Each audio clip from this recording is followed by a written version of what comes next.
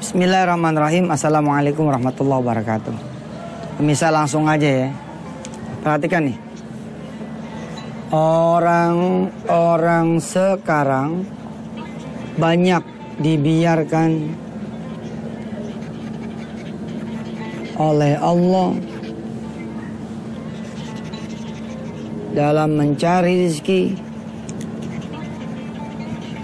dan mengurus urusan hidupnya. Bahkan tidak sedikit di antara orang-orang yang ditinggal oleh Allah. Apakah saudara termasuk yang seperti ini? Orang-orang sekarang banyak dibiarkan oleh Allah dalam mencari rezeki dan dibiarkan oleh Allah mengurus urusan hidupnya tanpa bantuan Allah. Bahkan tidak sedikit di antara orang-orang tersebut yang ditinggal oleh Allah. Saya berdoa mudah-mudahan saudara tidak termasuk orang yang seperti ini, melainkan orang-orang yang senantiasa Allah itu ikut campur, Allah nolongin gitu. Baru anak ngucap nih, anak baru ngucap, "Mah, besok tuh saya disuruh beli LKS sama guru." Pintu udah ada yang ngucap. Ada yang ucap salam nih. "Assalamualaikum Bu Neneng," gitu. "Waalaikumsalam." "Bentar ya. Nak, sebentar ya, Nak. Apa tadi?"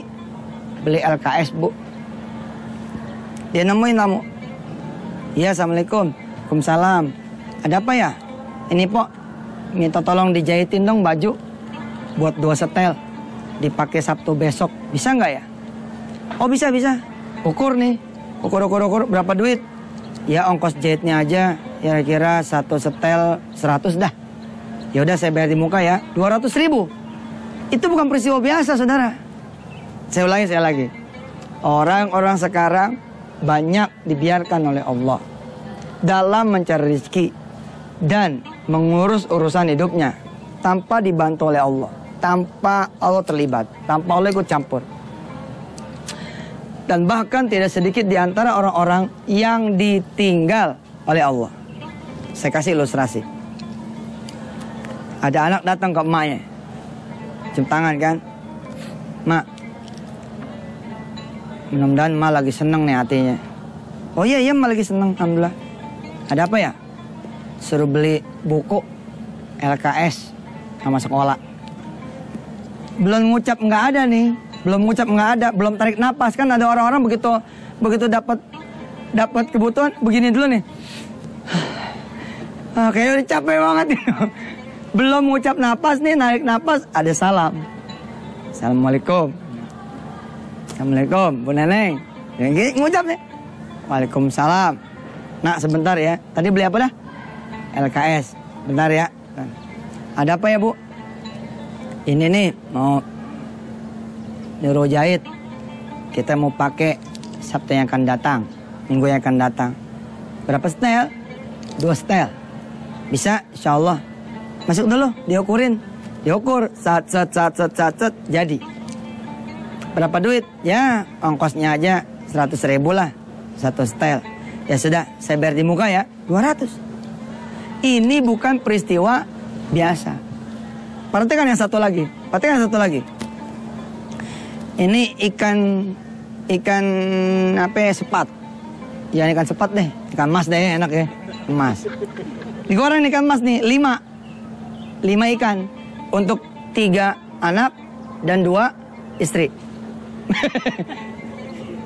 3 anak dan 1 istri sama suami, 5.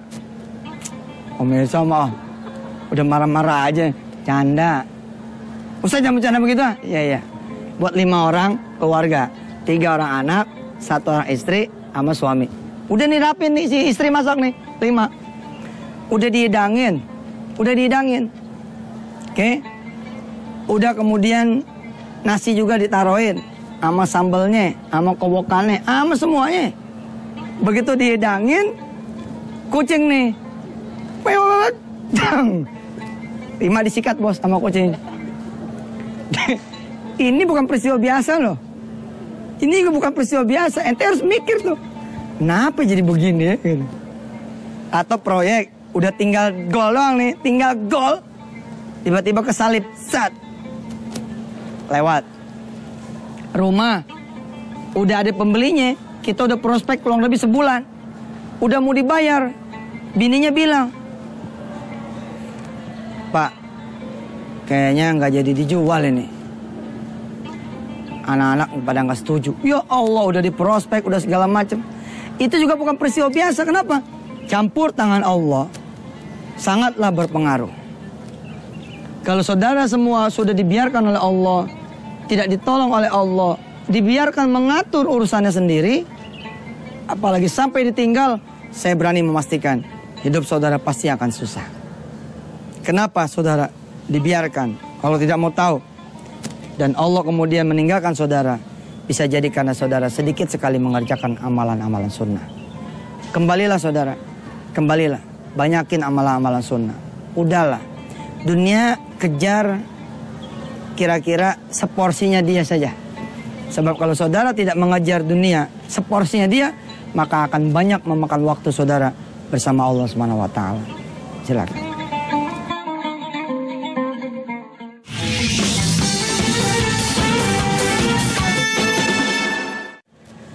Baik, saudara, yang saya bicarakan ini bukanlah sesuatu yang jauh, tapi dia sesuatu yang dekat. Saudara subhanallah sudah mengalami sendiri betapa berat mencari rezeki, betapa berat mencari penghidupan. Kudu kesana, kudu sini, kudu banting tulang, keras keringat. Hasilnya ternyata Masya Allah, tidaklah mengembirakan, mengecewakan bahkan. Di luar itu semua urusannya takdir. Di luar semua itu udah, emang jatahnya segitu. Di luar semua itu, ya mau diapain lagi? Emang adanya segini. Di luar itu, kita bolehlah koreksi. Saat ini coba, pengusaha dan pekerja ramai-ramai meninggalkan masjid. Tidak lagi sholat berjamaah. Kira-kira yang punya rezeki bakal demen gak? Yang punya rezeki tuh gak demen sama sekali. Itu di luar orang nyari apa? Nyari rezeki. Rezeki siapa? Rezeki aku, kata Allah. Kenapa dia gak sholat di masjid? Kenapa dia tidak berjamaah? Sedikit sekali waktu bersama Allah. Kalau yang namanya rapat, lengkap banget pakaian. Pakai jas, pakai dasi. Terbalik nih cara ngomongnya. Pakai jas, pakai dasi. Ya. Ulangi ya. Pakai jas, pakai dasi. Ah, itu baru benar. Terus, pos kaki, sepatu, mengkilap. Giliran menghadap Allah. Begini nih. Nih menghadap Allah begini nih.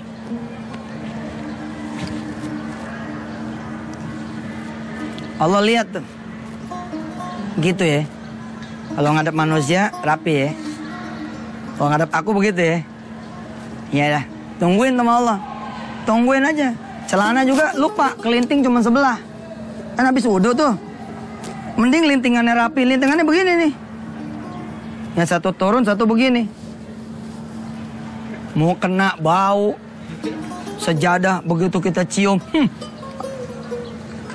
Ente bakal ditinggal sama Allah kalau gitu. Jangan dong. Kalau ente kuli nih, bawa kain. Bawa ganti baju koko. Coba rasain dah, rasain. Begitu mau sholat, ente basahin itu anduk kecil, ente lap muka, lap badan. Kalau nggak ada tempat buat mandi nih, ya. Ente sopir taksi, sopir baja segala macam, connect, kondektur. Pokoknya orang kecil lah yang dihitung sama orang.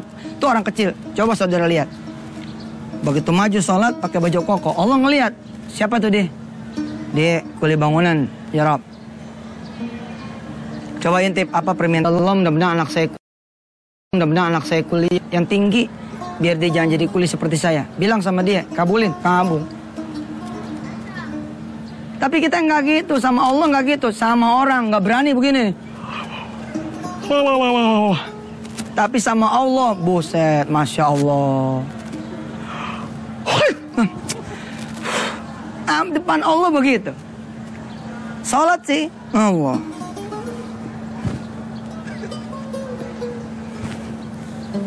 Ada nyamuk nempel set. Kalau lagi rapat sama bos nggak berani tuh. Nggak berani tuh. Lagi ngobrol sama gubernur, nggak berani tuh. Batuknya aja begini batuknya. Tapi giliran di masjid. Aduh, malu dong sama Allah, malu. Kalau ente begitu, pantaslah dibiarkan oleh Allah, ditinggal, rizkinya didikitin. Kenapa? Karena nggak ada pedulinya sama Allah. Zaman dulu hidup tidak serba cepat ya, tapi orang kebutuhannya dipenuhi sama Allah. Nggak ada obat ini obat itu, tapi sawah bener gitu, kebun bener. Sekarang obat semua ada, satu yang nggak dikasih sama Allah apa? Air. Hujan nggak dikasih, gimana itu? Semua ada nih, tanah ada, modal ada, obat ada, semua ada, tapi satu nggak dibagi sama Allah, air. Nggak bisa juga. Termasuk apa yang menjadi kebiasaan orang-orang zaman dulu yang hari ini kita akan pelajari. Apa? Yatanaffaluna, ya, yatanaffaluna ma bainal maghribi wal isya'i. Mereka melakukan ibadah-ibadah sunnah menunggu datangnya isya dari maghrib. Udah nggak bisa tuh ente tuh yang pada kerja. Makanya juga dikunci sama Allah duitnya 1 juta setiap bulan, 2 juta ditaker sama Allah. Saya terpaksa harus mengatakan seperti itu. Ustadz, kita nih kerja susah, luangin dong waktunya. Gimana kayak caranya? Ustadz, Anda menyakitkan hati kami nih yang pada kerja. Kerja kan juga ibadah. Ya sih, tapi coba aja mikir. Ya paling enggak pas libur lah. Pas libur kejar, maghrib sama isya duduk. Kanu yatanaffaluna ma bainal maghribi wal isya'i. Melakukan amalan-amalan sunnah di antara maghrib dan isya. Atau kalaupun Anda bekerja, kan juga nggak ada masalah. 4:30 keluar kantor. Pas maghrib, sholat dong. Iya kan? Sholat maghrib nih. Sholat maghrib, supaya dihitung sama Allah tetap menunggu datangnya isya, hadirkan hati. Hati hadir untuk bisa tetap dalam kerangka menyambut datangnya isya. Contoh, begitu habis sholat maghrib, sholat sunnah, kan jalan tuh. Sepanjang jalan kita sholawat. Kita ngeliat waktu, jam 7 nih, isya kira-kira begitu. Begitu jam 7 kurang, masuk lagi masjid. Masuk nih. Yatanaffaluna ma bainal maghribi wal isya. Jangan sampai kosong hati kita. An Hudzaifah qala ataitu nabiyya fa shallaitu ma'ahu al-maghrib fa shalla ila al-isya'i. Dari Hudzaifah dia bertanya Nabi. Lalu aku sholat bersamanya pada sholat maghrib dan kami terus sholat isya. Nanti kita akan lanjutkan setelah berikut ini. Silakan.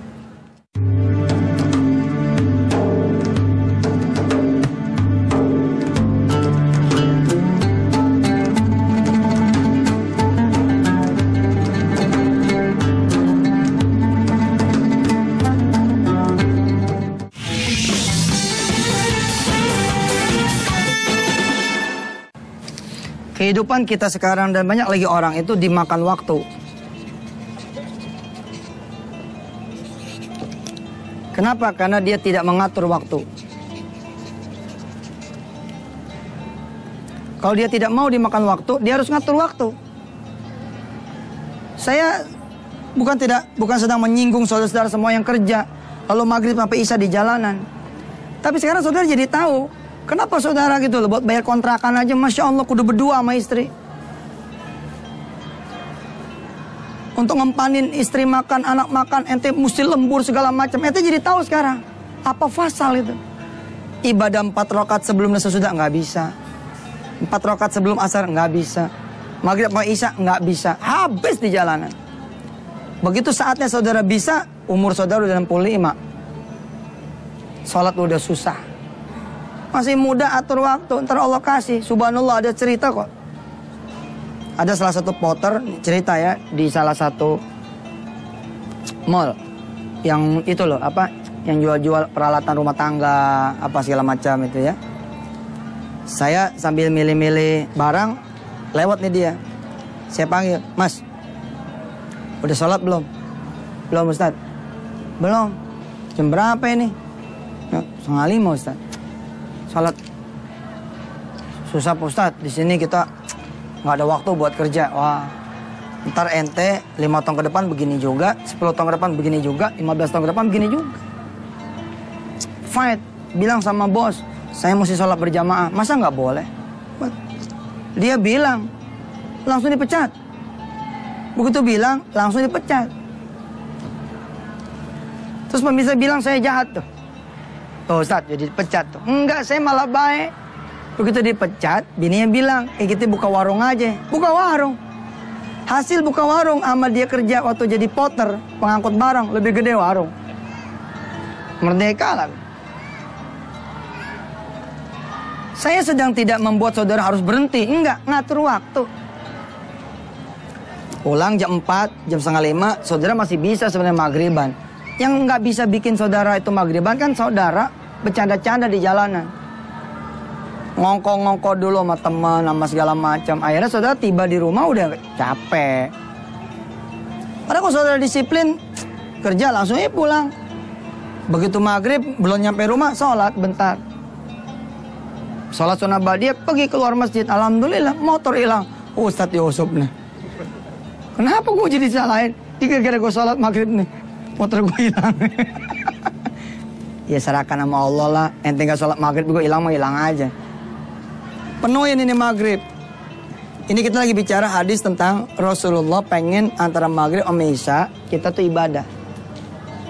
Nah ibadah kan banyak. Ente nyetir mobil, habis sholat maghrib nyetir mobil sampai isya. Antara maghrib ke isya ente zikir, ibadah juga namanya. Tapi yang terjadi kan enggak. Ibu-ibu habis sholat nonton TV. Maghrib isya kok nonton TV. Ibadah loh. Saya waktu kecil, alhamdulillah, bener-bener maghrib isya di masjid, di masjid, di masjid, di masjid sampai isya. Saya punya teman tua, Daniel, Alwi, terus saya nih. Kami ini bakal lomba. Siapa yang paling tahan ada di masjid. Jadi siapa yang duluan pulang, dia kalah. Alhamdulillah, sampai kami bertiga digendong, masjidnya mau dikunci. Karena nggak ada yang mau pulang duluan. Para santri Darul Quran, subhanallah, maghrib isya di masjid. Kalau mereka istiqomah begini, maghrib isya di masjid, kan kalau santri Darul Quran, antara maghrib isya, itu dia ngaji. Dia lakukan itu 3 tahun, 6 tahun. Itu yang menjadi tiket mereka ke Madinah, ke Mesir, ya, ke UGM, ke UI, ke ITB, ke Unsri, kemana aja mereka mau melangkah. Tiketnya antara maghrib sama isya.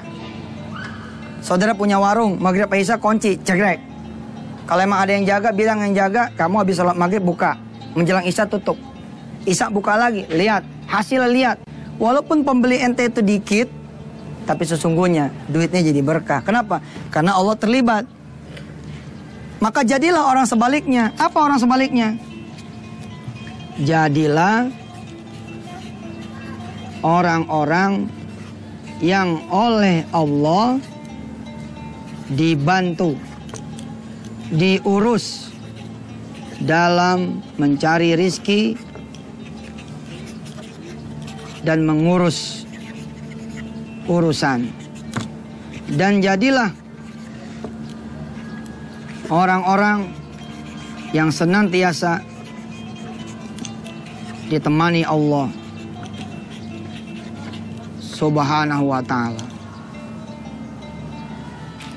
Saudara lagi jalan dipepet nih, sadang. Ketika dipepet, ternyata malingnya nih perampok jalanan bawa pistol. Lagi begini, lewat mobil polisi di belakang. Turun bekuk, pepet ceng. Saudara pikir itu juga peristiwa biasa? Bukan, belum tentu polisi itu. Kenapa begitu? Ternyata orang ini ahli sholat malam, ahli sholat berjamaah. Dia dari maghrib isya dia penuhi. Doakan pemirsa, saya bisa menjadi Yusuf Mansur yang menjalankan semua apa yang saya juga sampaikan kepada saudara semua. Sampai ketemu lagi, insya Allah kita akan belajar dari sudut-sudut Darul Quran. Wassalamualaikum warahmatullahi wabarakatuh.